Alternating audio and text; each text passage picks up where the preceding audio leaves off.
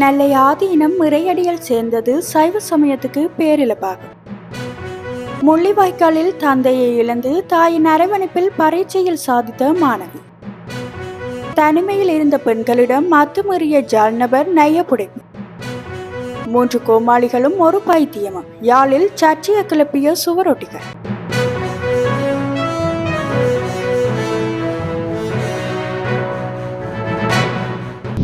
உலகெங்கும் சைவத்தை கொண்டு சென்ற இலங்கை யாழ்ப்பாணம் நெல்லை ஆதீனம் இறையடியில் சேர்ந்தது சைவ சமயத்துக்கு பேரிழப்பாகும் என இந்தியாவின் தருமை ஆதீன குருமுதல்வர் ஸ்ரீலஸ்ரீ மாசிலாமணி தேசிக ஞானசம்பந்த பரமாசாரிய சுவாமிகள் கவலை வெளியிட்டார். இறையடி சேர்ந்த நெல்லை திருஞான சம்பந்தர் ஆதீன குருமுதல்வர் ஸ்ரீலஸ்ரீ சோமசுந்தர தேசிக ஞானசம்பந்த பரமாசாரிய சுவாமிகளுக்காக வெளியிட்ட இறை பிரார்த்தனை செய்தி குறிப்பில் இவ்வாறு குறிப்பிடப்பட்டுள்ளது.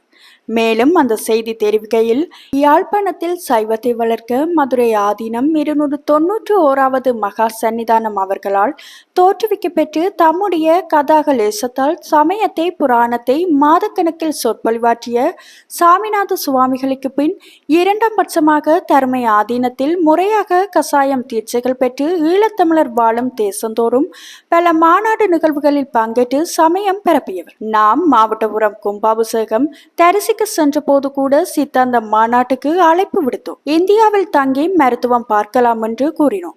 வருகிறேன் என்று கூறி மகிழ்ந்தவர் மாநாடு தொடக்கத்தில் முதல் நாள் பரிபூரணம் எய்தியமையால் தாங்க முடியாது துயருகின்றோம். சைவம் காக்கும் தூண் சரிந்தது. தக்கவர்கள் அம்மடத்தினின்று சமயத்தை காக்க செந்தமிழ் சொக்கன் திருவருளை சிந்திக்கின்றோம் என தெரிவித்துள்ளார்.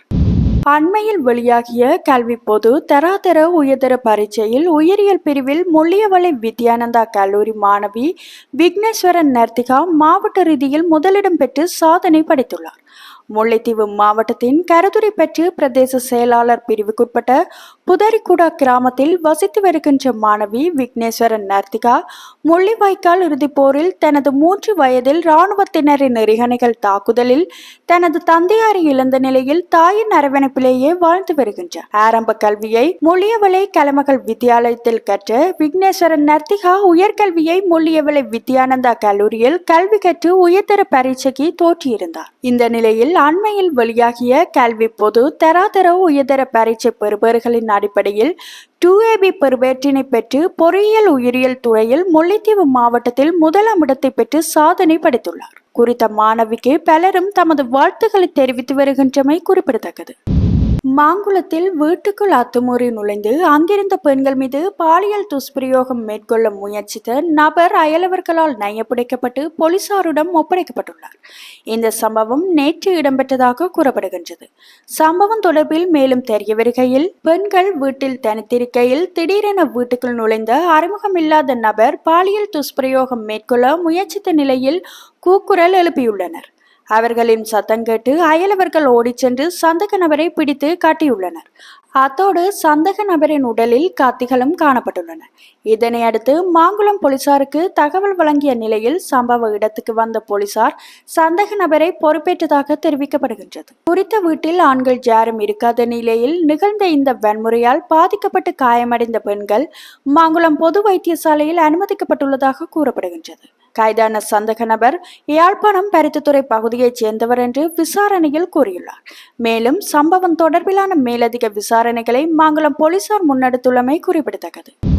நாடளாவிய ரீதியில் எதிர்வரும் 6ஆம் திகதி உள்ளூராட்சி மன்ற தேர்தல் நடைபெறவுள்ள நிலையில் மக்கள் வாக்களிப்பில் ஆர்வம் காட்டாத நிலை காணப்படுகின்றது. இந்த நிலையில் யாழ்ப்பாணத்தில் பல்வேறு பகுதிகளில் தேர்தல் தொடர்பில் சர்ச்சையை ஏற்படுத்தக்கூடிய சுவரொட்டிகள் ஒட்டப்பட்டுள்ளன. குறித்த சுவரொட்டியில், அன்பான வாக்காளர்களே, 3 கோமாளிகளும் ஒரு பைத்தியமும் போதும், இனிமேலாவது பொறுப்புடன் வாக்களிப்போம், யாழ்ப்பாண கல்வி சமூகம் என குறிப்பிடப்பட்டுள்ளது. இந்த சுவரொட்டிகள் தொடர்பில் பலரும் பல்வேறு சந்தேகங்களை வெளிப்படுத்தி வருவதோடு சமூக ஊடகங்களிலும் இந்த விடயம் அதிகமாக பகிரப்பட்டு வருகின்றமை குறிப்பிடத்தக்கது.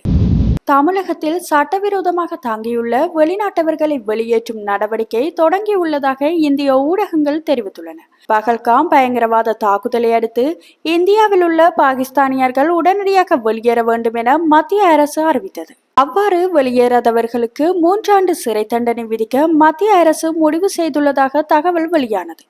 இந்த நிலையில் பாகிஸ்தானியர்கள் மட்டுமல்லாமல் நேபாளம், இலங்கை, பங்களாதேஷ் உட்பட சட்டவிரோதமாக தாங்கியுள்ள அனைத்து வெளிநாட்டவர்களையும் வெளியேற்ற தமிழக அரசு முடிவு செய்துள்ளது.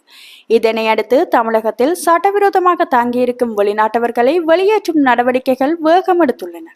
அதன்படி விசா காலம் முடிந்தும் தமிழகத்தில் தாங்கியிருக்கும் வெளிநாட்டவர் பற்றிய விவரங்களை காவல்துறையினர் சேகரித்துள்ளனர்.